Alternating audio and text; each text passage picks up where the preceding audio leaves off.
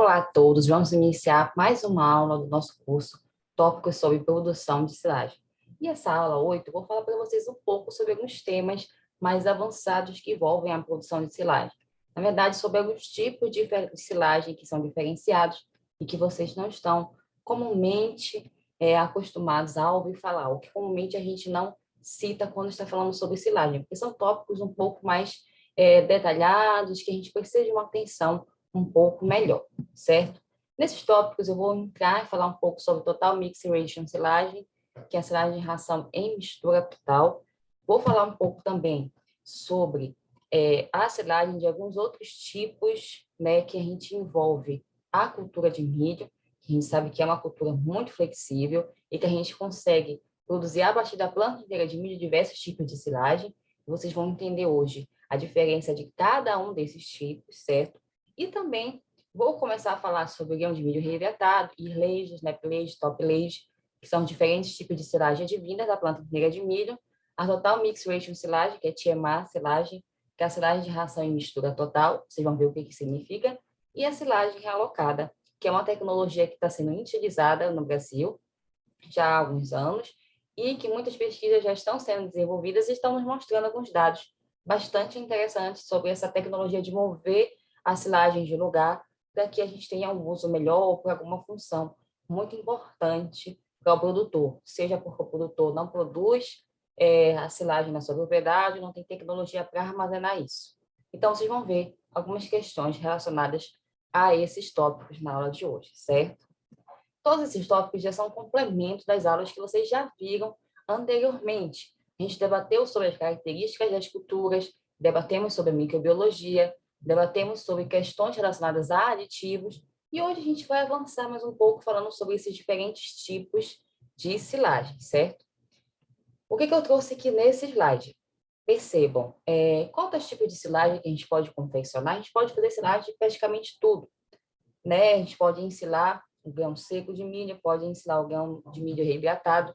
Isso vai acabar modificando um pouco da fonte do nosso alimento. O nosso alimento ele vai passar da concentração, da classificação de ser um alimento volumoso para um alimento concentrado, que tem um maior teor energético, né? Já vai entrar na alimentação do animal com uma outra função. Quais tipos de silagem que nós temos aqui nesse slide que eu estou mostrando para vocês agora? Deixa eu só colocar a caneta para apontar a vocês. Percebam aqui que a gente tem a silagem de capins tropicais, que a gente já sabe as características, né, que já mencionei em outras aulas. A gente tem silagem de cana, silagem de planta inteira de milho. E aí vão as variações com diferentes tipos de aditivo. Silagem de capim tropical com adição de farelo de milho, com adição de torta de dendê, com adição de vários tipos de aditivos existentes no mercado e disponíveis na sua região. Além desses, a planta inteira de milho nos fornece vários outros tipos de silagem, que vou mostrar para vocês agora, que é a silagem de grão seco, a silagem do grão seco mais reidratado, ou seja, a gente adiciona água no momento da moagem desse grão, para que aconteça esse processo de fermentação no interior do silo. Existe a silagem de earlage, que é só a silagem da espiga, sem as palhas, sem as brácteas, sem nenhum tipo de folha aderida à espiga. Existe a silagem de snaplage, que está sendo muito difundida em diversos grupos, principalmente em lavras, tem pesquisado, que é a silagem da espiga com a palha, sabugo, tudo completo. Tem o toplage, que é a silagem da parte superior, né, da planta inteira de milho somente. Então, o corte é feito um pouco bem mais alto do que o normal, e você acaba ensinando somente a parte superior da planta de milho, isso tende a adensar mais, nutricionalmente falando, a alimentação do animal. Nós temos também a silagem da planta inteira, né, que a gente já está acostumado a ver, que eu já mencionei para vocês nas demais aulas, que vocês já sabem as características da planta inteira. E também temos a silagem de stalklage, que é a silagem apenas da parte inferior da cultura do milho, ou seja, é mais colmo do que folha e espiga.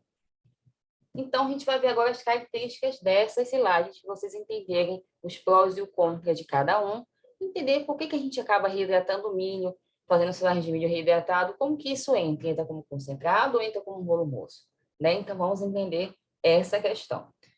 A silagem de grão de milho reidratado, que é a primeira que eu vou apresentar para vocês aqui, a gente tem a colheita do milho seco, né, no campo, ou você deixa o milho passar um pouco da época de colheita recomendada e acaba secando no campo, ou você acaba comprando o milho a um preço mais barato, reidrata ele, adiciona água, faz a moagem e ensila esse material. Esse material ele vai entrar como uma fonte de alimento concentrado, energético, na alimentação dos animais. A predominância dos grãos de milho aqui no Brasil, diferentemente de outros países, principalmente Estados Unidos, são de grãos, né, de milho que possuem um endosperma predominantemente vítreo. Ou seja, o que a gente consegue observar aqui na imagem? Vocês percebem aqui que o endosperma de dentro do grão de milho, a gente possui duas divisões. Esse aqui, que é o endosperma fagnáceo, que é um pouco mais maleável, né, que vai ter contato com o amido que está aí dentro, a gente não tem tanta dificuldade. E tem esse endosperma mais vítreo, que possui uma vitriosidade, ou a gente pode chamar também de milho duro ou flint. Algumas características desse milho, dessas variedades que a gente tem no Brasil, é apresentar uma maior quantidade de endosperma vítreo do que endosperma farináceo. Isso porque a ocorrência de pragas, dentre outras questões, aqui do país, acabaram levando a acontecer, né, toda essa seleção de grãos de milho e acabou tendo uma maior percentual de grãos com endosperma vítreo. Essa característica de ter esse endosperma vítreo, isso acaba dificultando muito acesso dos micro-organismos presentes no reino animal ao amido que está aí dentro desse endosperma, né? E isso acaba reduzindo a digestibilidade do grão quando ele passa pelo trato gastrointestinal do animal. Ao reidratar o grão e ao ensilar esse grão, ele vai passar por um processo de fermentação e lá dentro do silo, com toda a ação das bactérias, dos micro-organismos, do tempo de fermentação ali dentro, vão acontecer algumas ações que vão fazer com que as prolaminas, que são proteínas que acabam encapsulando esses grânulos do amido aqui dentro, percebam aqui nessa imagem um pouco mais aumentada, esses pontinhos branquinhos dentro dessas células um pouco maiores são grânulos de amido. E esses grânulos de amido eles estão encapsulados por proteínas que a gente conhece elas como prolaminas. No caso do milho, uma das mais famosas é a zeína, né? Isso vai mudar conforme a cultura que você está utilizando. Então, essas proteínas, essas prolaminas, elas não deixam com que os micro-organismos ruminais tenham acesso facilitado a esse amido que está aí dentro. É uma proteção mesmo da planta, né? E para que esse acesso ele seja facilitado, essas prolaminas elas precisam ser degradadas. E o processo de ensilagem, a fermentação desse material no interior do silo, né, a produção de ácidos e esse meio ácido, ele acaba fazendo com que essas prolaminas sejam degradadas e assim o acesso ao amido seja facilitado. Então, portanto, é muito fácil a gente identificar esse acesso, né, com o aumento da digestibilidade do amido. Então, você faz a análise da digestibilidade do amido no dia da ensilagem e faz análise de 30 a 60 dias depois, você vai ver que a digestibilidade do amido ela vai sofrer um aumento, justamente por conta disso. Então, os ácidos produzidos durante o processo fermentativo, após a ensilagem, e todo esse processo de armazenamento faz com que essas prolaminas, que são proteínas que encapsulam esses grânulos de amido, sejam degradadas e assim os micro-organismos ruminais, quando o animal for ingerir esse alimento, vão ter fácil acesso ao amido, correto? Então, reidratação do grão de milho e produção de silagem acaba promovendo essa utilização de maior eficiência do grão após passar pelo processo de ensilagem. Então, o animal ele vai ter um melhor aproveitamento desse grão e uma melhor utilização, por conta também dessa melhor digestibilidade desse alimento ao passar pelo trato gastrointestinal do animal, correto? Assim, eu vou ter um melhor aproveitamento do alimento. Então, a gente vai ver como é que acontece esse processo de reidratação do grão.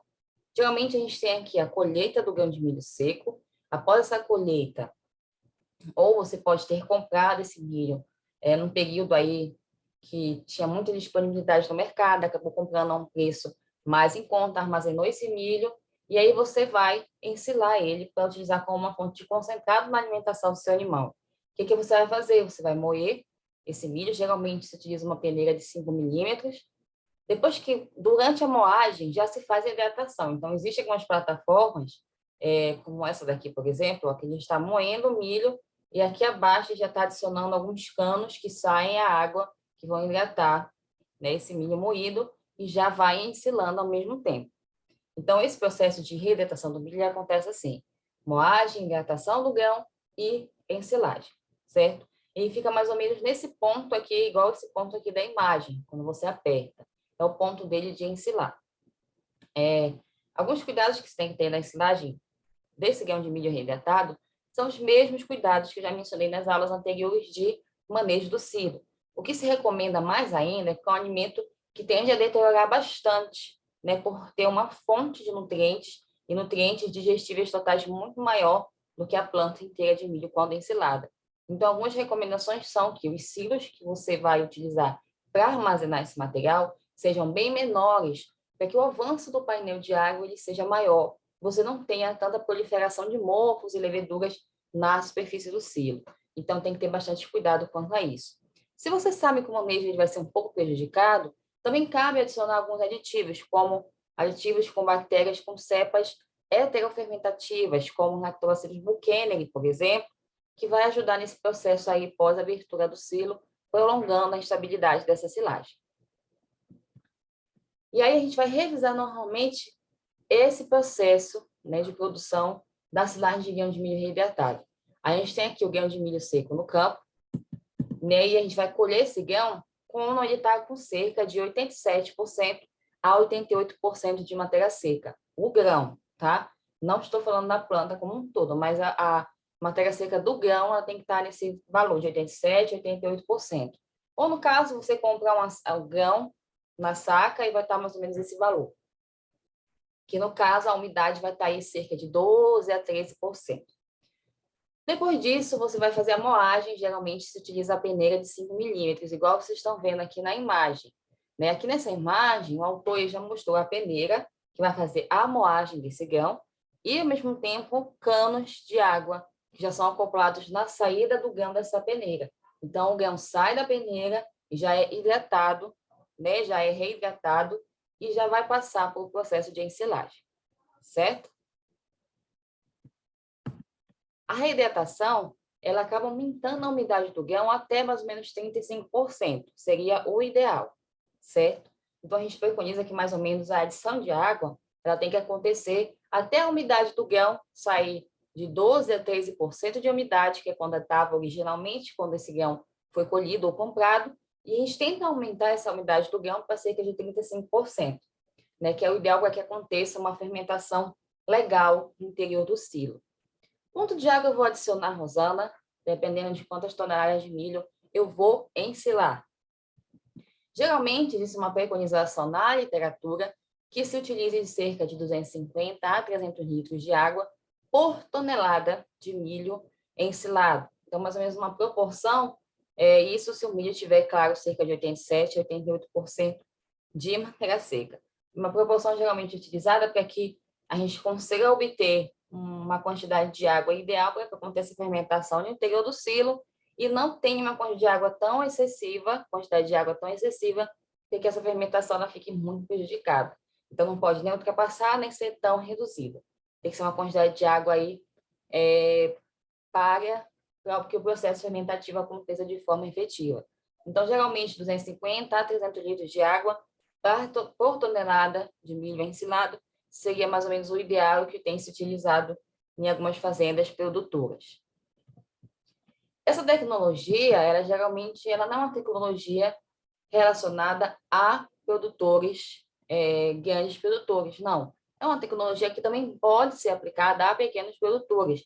Você pode usar como silos, por exemplo, silos menores, silos de superfície, ou pode utilizar também bombonas plásticas para armazenar esse material e alimentar o seu pequeno rebanho.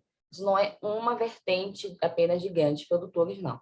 Existem grandes tecnologias, mas você também pode implementar e acabar relacionando com a sua pequena propriedade. Geralmente, a densidade atingida quando a gente produz esse tipo de silagem no silo, ela é bem maior do que a densidade de compactação que a gente consegue atingir quando ensila a planta inteira de milho. Geralmente, a densidade de compactação fica entre 450 a 600 quilos por metro cúbico, né, de material ensilado quando a gente ensila a planta inteira de milho. No caso da silagem de milho reidratado, que é um alimento um pouco mais denso, essa densidade acaba ficando em níveis um pouco maiores. atingindo cerca de 900 a 1.000 quilos por metro cúbico de material ensilado, correto? Alguns principais benefícios dessa produção de silagem de milho reidratado. O primeiro deles é a flexibilização na compra do grão. Você consegue comprar o grão quando ele está com um preço bem melhor no mercado e, assim, acaba utilizando esse grão para a produção de um alimento concentrado de muita energia e de muitos benefícios para o seu animal na sua propriedade. Ou até utilizar um milho que passou do ponto, passou da colheita e você não conseguiu colher no momento certo, você consegue fazer essa utilização. Além disso, armazenar um produto e aproveitar o preço de venda dele depois. Então, você consegue armazenar esse produto ensilado ou até comprar ele em um período em que o preço está melhor e vender depois a um preço que agrade você e que facilite o seu manejo e até compra de outros produtos. E, além de tudo isso, é um alimento que tem elevada digestibilidade e teor energético, porque você tem o grão ali completamente inteiro sendo fornecido para o animal. E ainda, os melhores benefícios é que esse grão ele vai passar por um processo de reidratação e ensilagem. Então, o processo fermentativo em si, que acontece no interior do silo, faz com que esse grão ele acabe passando por um processo da fermentação, de ali contato com os ácidos que são produzidos durante a fermentação pelas bactérias acetuláticas, como o ácido lático, etc. E esses ácidos, eles atuam justamente ali no grão, principalmente nas proteínas que encapsulam os grânulos de amido, como as prolaminas, que a gente conhece mais popularmente como zeína, no caso da cultura do milho. Então, essas proteínas que encapsulam os grânulos de amido e acabam prendendo eles, elas são degradadas durante o processo fermentativo. E esse alimento ele acaba sendo um alimento mais digestível justamente por conta desse processo. Além, claro, tem um teor de nutrientes digestíveis totais bem maior do que os outros tipos de silagem, justamente porque eu tenho ali o grão por inteiro. Eu não tenho folhas, eu não tenho palha, eu não tenho brácteas. Então, isso faz o alimento bem adensado energeticamente. Outro tipo de silagem é o earlage, que é a silagem da espiga sem as palhas. Então, eu não tenho essas palhas adicionadas, eu tenho somente a espiga, né, que é o sabugo mais os grãos. Esse tipo de silagem, geralmente, os grãos eles fazem parte de 85% a 90% do material ensilado, porque eu não tenho o sabugo, certo? Para colher esse material, eu colho geralmente quando a planta inteira ela apresenta teores de matéria seca variando aí de 25% a 30%. Né? Aí, quando a planta inteira apresentar esse teor de matéria seca, é o ideal fazer a colheita dessas espigas. Os benefícios para ensinar esse material é justamente a cobertura vegetal que fica, né, no solo após a colheita dessas espigas, porque o restante da planta vai continuar lá e esse restante desse material que fica no solo pode ser reincorporado e melhorar a qualidade do solo, principalmente de matéria orgânica incorporada ao solo. Para fazer a colheita desse material, geralmente a gente utiliza algumas plataformas específicas, como essa plataforma despiradora, que é um implemento agrícola específico para fazer a colheita, né, dessas espigas, sem as palhas, né, e acabar fazendo esse processo, ajudar, auxiliar nesse processo de ensilagem e produção de silagem desse material. Outro tipo de silagem advinda da planta inteira de milho é o snap-lage. Já o snap-lage já diferencia do earlage porque o snap-lage já tem a presença do sabugo, mais os grãos e mais a palha. Então, os grãos eles já representam um pouco menos do material ensilado, porque já tem a participação das palhas aí. Então, a participação dos grãos varia de cerca de 75% a 80% do material ensilado. Um dos principais benefícios de produzir silagem de snap-lage é porque eu vou ter mais fibras digestíveis em comparação ao earlage, porque eu já vou ter a participação das palhas e ainda eu vou ter uma cobertura vegetal incorporada ao solo também, igual o earlage. Né? E vai ficar um restante da planta ali em pé e esse restante vai incorporar material no solo, matéria orgânica no solo, que vai fazer com que a saúde do solo ela também seja beneficiada com a produção desse tipo de silagem. Outro tipo de silagem muito interessante, né, que são os principais que a gente quase não ouve falar, é o silagem da parte superior da planta inteira de milho. ou seja, vai ser ensilada somente essa parte superior da planta. Então, a altura de corte, a plataforma para cortar a planta para ensinar, ela geralmente pega na altura da primeira espiga e corta para cima. Então, a parte do como praticamente toda fica no solo e somente a parte superior da planta é que é ensilada. O maior objetivo desse tipo de silagem, né, de ensilar esse tipo de material, é perder o mínimo por cento do rendimento de matéria seca por hectare. Então, você tende a ensilar a maior quantidade de matéria seca, de material por hectare, e fazer essa concentração. Então, tem um maior aproveitamento disso. Um dos benefícios é que eu vou ter uma maior concentração de amido. Por quê? Eu vou pegar da parte superior da planta, onde já está concentrada a espiga para cima. Isso faz com que esse alimento tenha um adensamento no teor de amido. Claro, em comparação à silagem do Snap-Lage, né, que eu tenho só o sabugo, os grãos e as palhas, e da silagem do Irlage e do grão de milho reidratado, ele acaba perdendo em concentração de amido. Mas eu tenho esse maior aporte de concentração do amido em comparação a ensilar a planta inteira de milho, certo? E, além disso, essa silagem ela vai ter uma FDN de maior digestibilidade. Por quê? Eu estou desprezando essa parte menos digestível da planta, que é a parte inferior, que é o colmo.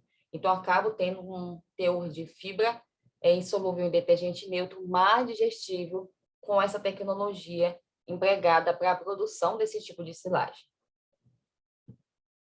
Outro tipo de silagem que também não é tão reconhecido, mas também existe, é a silagem da parte inferior da planta inteira de milho, ou seja, a silagem do stalk lage. Ao invés de você ensilar a parte superior, onde estão as folhas, a maior parte das espigas, enfim, você vai ensilar a parte inferior da planta, onde está a presença do colmo propriamente dito. A característica dessa silagem ela é ser mais fibrosa, porque eu vou ter praticamente só colmo ali.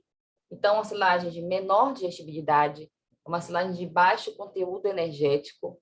E um dos benefícios dela é ser utilizada como fibra efetiva da dieta dos animais. Então, se você quer aumentar o teor de fibra efetiva de uma dieta, você pode utilizar esse tipo de silagem. Correto? Que você utiliza apenas a parte inferior, que fica ali no solo, né? Que fica mais próxima do solo, a parte inferior que está mais cheia de colmo, né? Então, geralmente, a tecnologia do top lage e stalk lage, elas são utilizadas concomitantemente, quase que juntas, né? Porque você faz a silagem na parte superior da planta, o que resta da parte inferior, você acaba usando como fibra efetiva na dieta dos animais, principalmente de bovinos leiteiros. E aí eu trouxe para vocês essa composição química desses diferentes tipos de silagem, de 4, na verdade, para que vocês observem a diferença, principalmente em amido, NDT e também de matéria seca. A gente tem aqui a nossa silagem mais utilizada, a mais queridinha, que é da planta inteira de milho. A gente vê aí que o teor de matéria seca ele varia de 30% a 35%, dependendo da época que foi colhida, geralmente 32% a 35%. Né? E tem um teor de amido aí médio de 33,9% e de NDT de 63,5%. Agora, se você for comparar essa silagem da planta inteira de milho com a silagem somente da parte superior da planta de milho, você já vai ter um aumento do teor de matéria seca e um aumento do teor de amido e aumento do teor de NDT. Por quê? Eu vou estar adensando mais o conteúdo energético da planta. Eu vou estar tirando mais fibra. Então, você percebe aqui a redução do teor de FDN e vou estar adensando mais a planta. Ou seja, eu vou estar ensilando mais partes de folha e, proporcionalmente à planta inteira, mais espiga. Isso faz com que eu tenha um aumento de concentração no teor de amido e de NDT, de participação total nessa planta. Se você for comparar essa da parte superior, ensilagem da parte superior da planta inteira de milho com a parte inferior, eu já vou ter um aumento bem efetivo da quantidade de FDN, porque eu vou estar ensilando praticamente só fração fibrosa, já vou ter uma queda nos nutrientes digestíveis totais, porque eu já não vou ter mais a participação da espiga ali nessa silagem, e também uma queda bem efetiva na concentração de amido, porque eu não tenho espiga, ou seja, eu vou ter somente a parte fibrosa da planta, a parte do como mesmo, propriamente dita, certo? E agora, se eu for comparar tudo isso com a silagem, né, da parte no earlage, que é da parte do snap-lage, na verdade, que é da espiga com as brácteas, com as associadas brácteas, com tudo isso, já vou ter um aumento no teor de amido em comparação a todas as outras selagens, um aumento no NDT e uma redução na fração fibrosa. Então, o snap-lage ele tem essa característica de apresentar esse teor de amido bem mais elevado que os diversos tipos de silagem e de nutrientes digestíveis totais também, por essa maior participação dos grãos no material ensilado. E aí, entrando em outro tipo de silagem que é bastante interessante, né? Eu gosto de falar muito sobre esse, que é a silagem de ração em mistura total. Mas antes de falar dessa silagem de ração em mistura total, eu vou falar para vocês o que é ração em mistura total, primeiramente. E depois vocês vão entender o que é a silagem de ração em mistura total. A ração em mistura total, vocês já devem ter observado em diversas propriedades. O que é? É a mistura de vários alimentos para que você forneça a ração completa para os animais. Então, diversas horas do dia passa o trato para os animais, então você adiciona uma fonte de volumoso, que pode ser um capim, elefante, uma cana, enfim. Você adiciona esse volumoso, mistura com cereais, pode ser um farelo de soja, farelo de milho, com diversos outros componentes, mistura com um núcleo mineral, com vitaminas, são mineral, aditivos, faz a homogeneização toda desse material, coloca no vagão misturador e depois passa fornecendo para os animais. E essa mistura ela é feita durante todo o dia até finalizar os tratos daquele dia e no outro dia volta tudo de novo, tá? Essa mistura aqui, ela pode conter aqui, na verdade, silagem, né, no lugar desse alimento fresco aqui. Geralmente, o alimento volumoso que eles utilizam para fazer essa ração e mistura total é a silagem. Então, tá lá a silagem no silo, tira um pouco da silagem, mistura com farelo de milho, mistura com farelo de soja, mistura com subprodutos regionais, o que você vai utilizar na ração, conforme for o cálculo da ração, mistura com núcleo mineral, sal mineral, enfim, e fornece para o animal fazer o consumo desse alimento. Qual é a característica desse alimento? São alimentos que eles são muito deteriorantes, né? Eles possuem uma característica de deterioração muito rápida no ambiente. Então, não é um produto que você pode fazer a homogeneização dele de manhã e fornecer para o animal somente à noite. A homogeneização dele tem que ser no momento que você vai fornecer esse alimento para o animal, para que ele não sofra nenhum processo de deterioração e acabe estragando e comprometendo, assim, a saúde do animal. Então, esse alimento ele tem que ser misturado, homogeneizado logo antes do trato ser passado e fornecido para o animal. Então, a característica é que eles são muito instáveis no ambiente aeróbio. Então, por isso, essa mistura tem que ser feita sempre logo antes de esse alimento ser fornecido para os animais. E é justamente essa a diferença principal, né, da ração e mistura total para a silagem de ração e mistura total.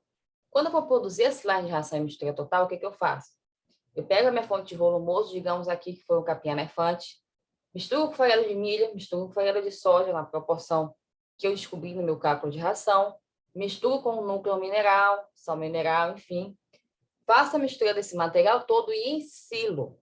Ou seja, esse material todo aqui, ele vai ficar dentro de um silo, tem cheira, superfície, o que estiver usando na propriedade, vai passar por um tempo de fermentação ali dentro, como uma silagem normal, né, 30 dias, depende do tempo de utilização desse alimento para alimentar os animais.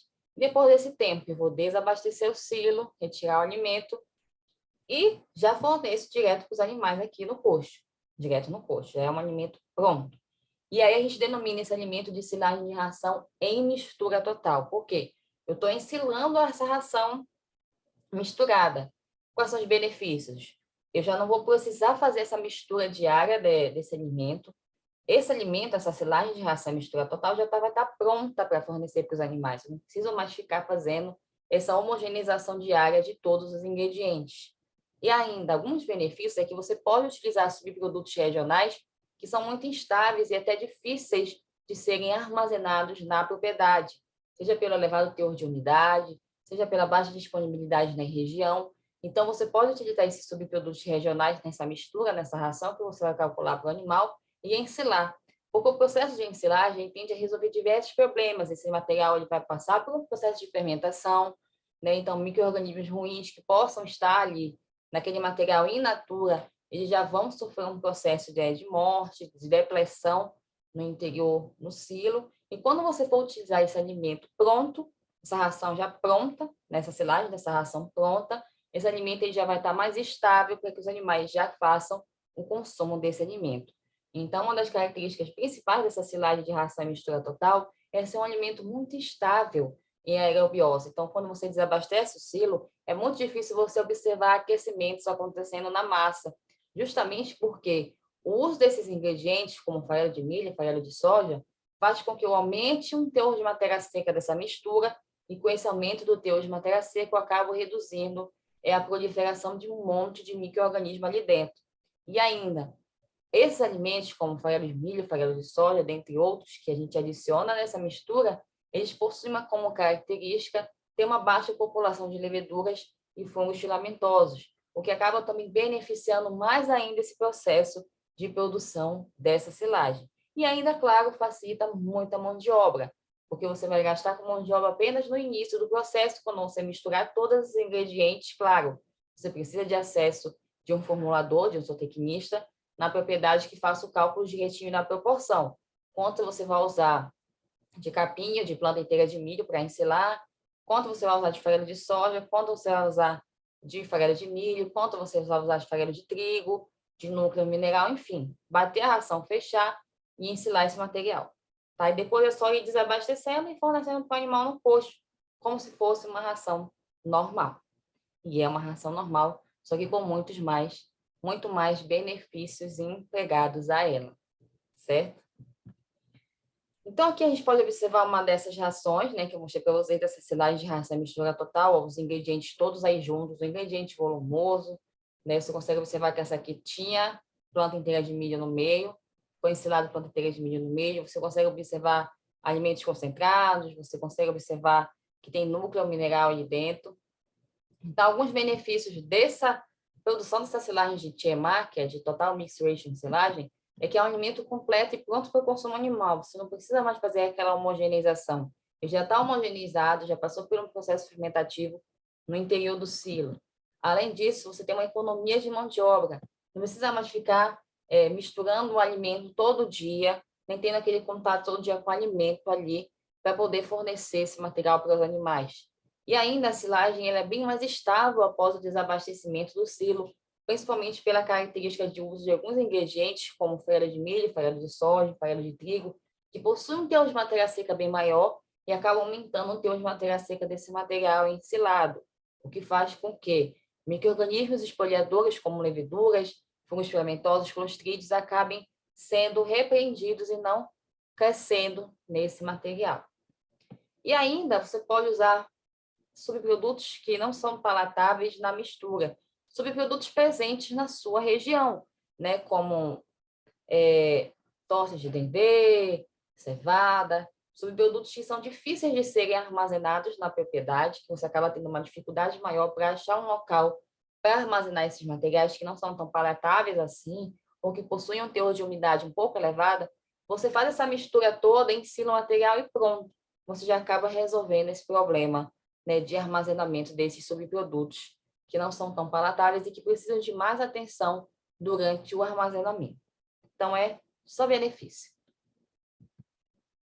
E eu trouxe para vocês alguma compilação de dados de diversos autores quando estudaram silagens de ração e mistura total.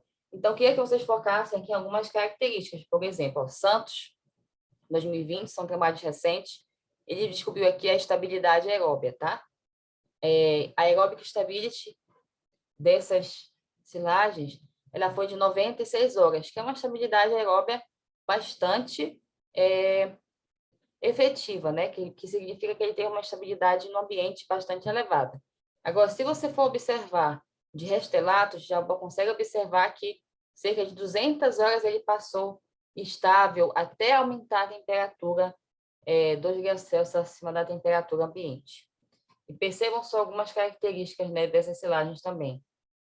Conforme o avanço do tempo de armazenamento, claro, vai tendo um decréscimo no pH, e uma característica importante é que praticamente quase nenhuma tem ácido butírico presente ali no seu interior. Praticamente nada detectado só em uma quantidade bem pequena e aceitável naquele meio.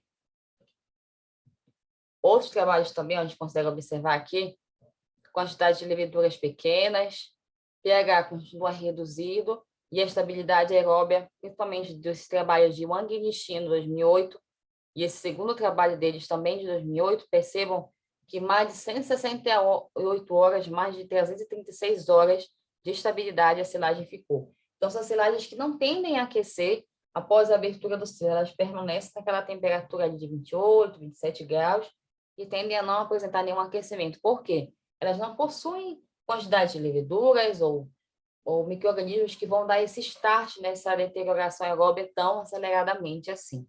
Né? Então, isso é um benefício que a gente tende a demonstrar das silagens de ração mistura total, é justamente essa estabilidade.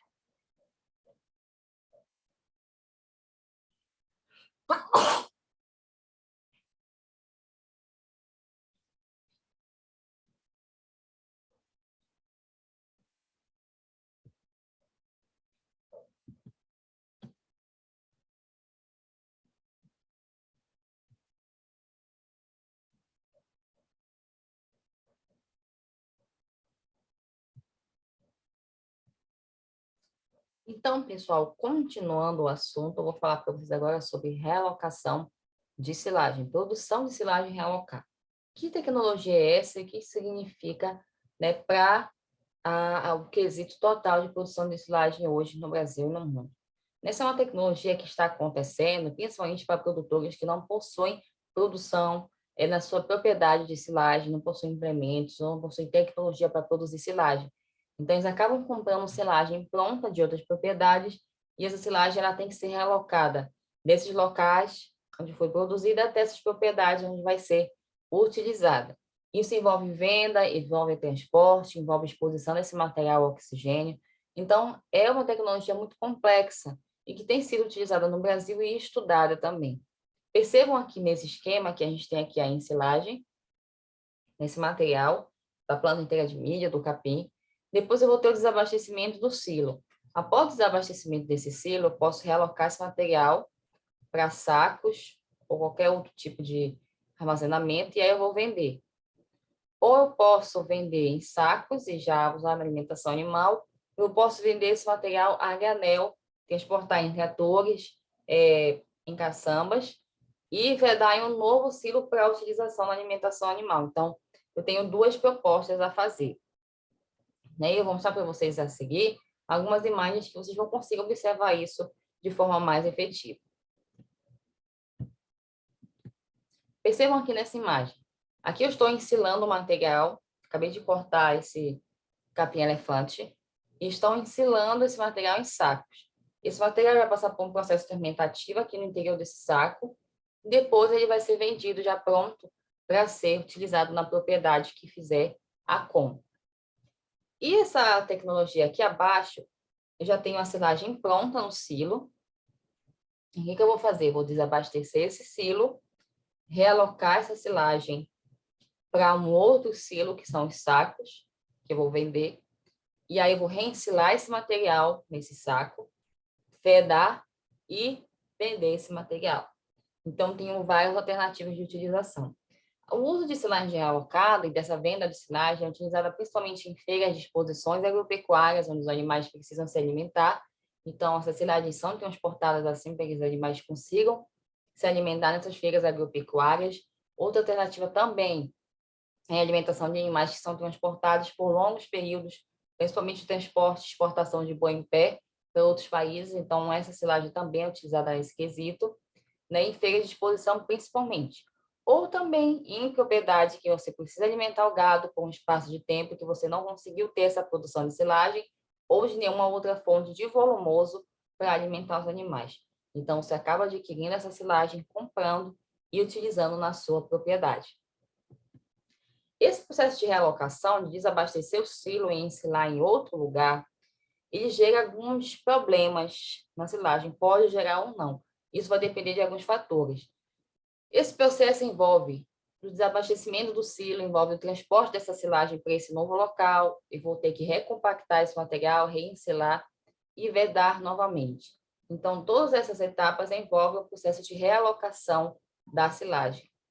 Essa qualidade da silagem, depois de ser realocada, depois de ser vedada aqui nesse novo local e depois de ser novamente aberta, ela vai depender principalmente de que cultura eu estou utilizando, qual o tempo de exposição que a massa permaneceu exposta aqui durante esse período que ela está sendo retirada do silo e colocada em outro local, como foi feito esse processo de realocação, se foi rápido, se choveu durante o processo ou não, qual foi a forma de recompactação, se foi por pisoteio ou não, se foi rápida, se demorou, e qual é o local que esses sacos ficaram armazenados. Tudo isso vai influenciar nessa qualidade dessa silagem depois de ter sido realocada.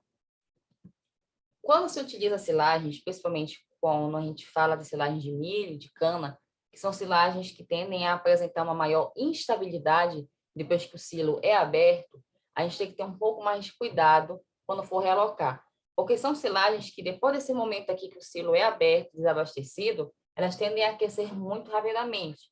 As silagens de milho, porque a gente tem uma produção bem maior de ácido lático, então as leveduras que ficam ali adormecidas, elas tendem a se proliferar e causar esse aquecimento da massa e deterioração. E silagem de cana-de-açúcar, por ser um material que eu tenho naturalmente uma maior quantidade de leveduras no material, então tende a deteriorar também mais rápido. E aí, quando eu abro esse silo e vou realocar esse material para outro local, esse aquecimento ele tende a acontecer de forma mais indiscriminada quando eu uso essas culturas e promover até a quebra de alguns nutrientes durante esse período. Então, uma característica da silagem para ela ser relocada de uma forma segura é que tenha sido bem preservada durante o processo fermentativo. São silagens que são bem armazenadas, tiveram uma efetiva ensilagem, uma efetiva vedação, e silagens que tenham baixa quantidade de leveduras e mofos. Elas são mais seguras para serem transportadas para outro local e assim serem reensiladas. São silagens que a gente considera com uma segurança maior. E aqui eu trouxe para vocês de novo esse processo de realocação, só que com uma nova visão. Então, aqui a gente tem a ensilagem do material original, da minha planta inteira de milho, do capim, ou da cana. Vou ter essa primeira abertura, e depois dessa abertura do silo, eu vou realocar esse material e reensilar ele em outro local. Pode ser um saco, pode ser um outro silo trincheira. Vou levar esse material para outro local.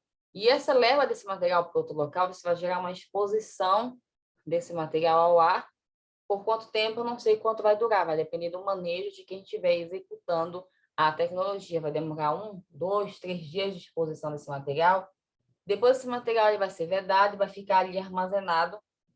E eu vou abrir o silo pela segunda vez, né, depois dessa realocação. Vou abrir um novo silo. Então, quanto tempo depois de realocar essa silagem é adequado eu abrir esse silo? 5 dias? 10 dias? 30 dias? Será que existe um tempo mínimo para eu abrir esse silo e que a silagem foi realocada de um silo anterior para esse? Será que vai acontecer um novo processo fermentativo nesse silo, além do que aquele que já aconteceu no silo anterior? Então, a gente vai observar alguns dados de alguns autores e alguns gráficos para tentar entender esse processo. Lima, 2016, fez alguns experimentos e detectou que até 48 horas de exposição ao ar das silagens, ele não conseguiu observar nenhuma mudança efetiva na composição química e nas características fermentativas das silagens. Mas Shen e Weinberg, em 2014, identificou que essa exposição até 48 horas, ele observou apenas uma redução na digestibilidade in vitro da matéria seca dessas silagens, né? Seja porque, às vezes, durante a exposição, a gente acaba tendo uma perda maior de água desse material, então o teor de matéria seca ele acaba aumentando e até influenciando proporcionalmente nessa questão toda. Dos anjos, ele observaram que até 12 horas de exposição das silagens ao ar, houve uma redução de teor de ácido lático, propiônico e até de amônia, que no caso é benéfico nessa redução de amônia. Mas não observou mais problemas relacionados a essa exposição. E Michel, 2016, né, observaram que até 24 horas de exposição dessas silagens ao ar, houve uma redução na digestibilidade in vitro da matéria seca, igual Shen e Weinberg também observaram, e um aumento na estabilidade em aerobiose. Essas silagens foram mais estáveis quando expostas ao ar. Essa estabilidade que elas adquirem quando expostas ao ar, ela pode ser devido principalmente ao consumo de alguns nutrientes durante esse processo de exposição durante a realocação.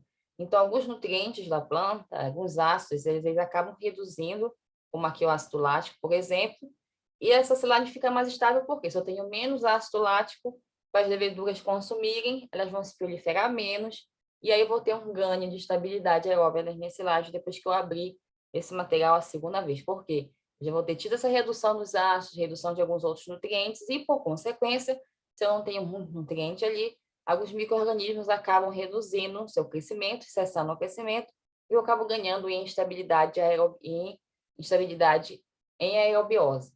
Mas eu acabo perdendo em uma questão nutricional durante esse processo de exposição dessas silagens ao ar, durante o tempo que elas são realocadas para um novo local.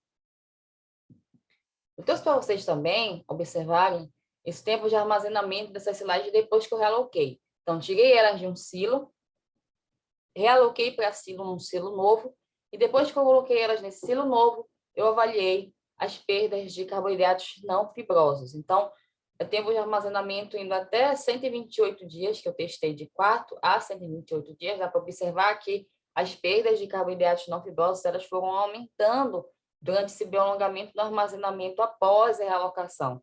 O que é esperado, porque a gente já teve um armazenamento anterior, essas silagens já ficaram armazenadas por um tempo, foram realocadas e foram armazenadas de novo.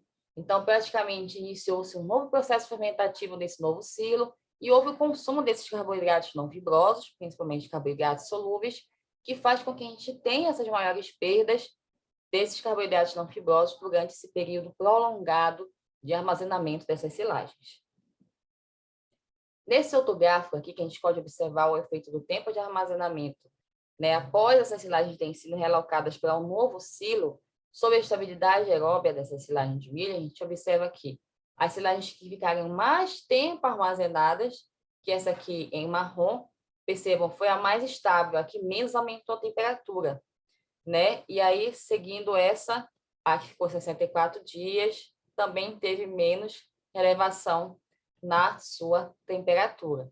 As demais que ficaram armazenadas em tempos inferiores de 4, 32 dias a controle, tiveram picos de temperatura, né, de elevação de temperatura e de perda de estabilidade aeróbia bem mais rapidamente, né, a não ser aqui a de 8 dias que teve uma estabilidade melhor. Mas, para a gente conseguir observar, a gente observa nessas duas últimas linhas aqui, que é a silagem de 128 dias de armazenamento e a silagem de 64 dias de armazenamento, que tiveram maior estabilidade aeróbia durante essa exposição ao ar do que as demais silagens. Por quê? Esse aumento do tempo de armazenamento da silagem, esse prolongamento do armazenamento da silagem no interior do silo, faz com que haja novo processo fermentativo depois da realocação e consumo de nutrientes ali dentro. Então, acaba que reduzindo a quantidade de ácido lático, quantidade de alguns nutrientes que as leveduras acabam não tendo mais acesso a eles e acabam declinando ali no interior do silo. E por isso a silagem não tem um aquecimento tão discriminado quanto as demais e acaba não aquecendo tanto, sendo assim mais estável em aerobiose. Nesse outro gráfico aqui, também é o mesmo experimento, tá? As silagens foram realocadas para um novo recipiente e ficaram até 128 dias armazenadas, já tinham ficado um tempo armazenadas no silo de origem, foram realocadas para outro silo e ficaram até 128 dias armazenadas. Então, a gente observa que as silagens que ficaram por mais tempo armazenadas, que foram de 128 dias, apresentaram valores de pH bem menores do que as demais silagens. Isso durante tempos de exposição ao ar. Ou seja, são silagens que são consideradas, junto a gente associando alguns parâmetros, como temperatura e pH, a gente observa que são silagens estáveis em aerobiose, justamente por conta desse prolongamento do tempo de armazenamento, né, e por terem passado também por essas perdas de nutrientes durante os dois processos fermentativos e durante, claro, a exposição durante a realocação dessas silagens. Então, pessoal, a gente finaliza essa aula. Outro é que vocês tenham conseguido, e esperamos, né, que vocês tenham conseguido entender mais sobre esses tópicos avançados sobre silagem. São tópicos que não são comumente comentados, que não são comumente discutidos, porque são tópicos um pouco mais aprofundados quanto à discussão. Principalmente quando a gente fala de silagem, ração e mistura total, e quando fala de silagem realocada, a gente tende a ver um pouco mais de dificuldade durante a discussão, porque são assuntos mais aprofundados. Mas não se preocupem que aqui na plataforma nós vamos ter a adição de alguns trabalhos para que vocês entendam melhor o assunto e também o tira dúvidas que vocês podem perguntar, comentar quando quiserem sobre qualquer dúvida que possa surgir durante vocês observarem essa aula e durante tomarem nota de todos os tópicos que foram falados aqui, tá bom? Agradeço a participação de vocês nessa aula e até a próxima.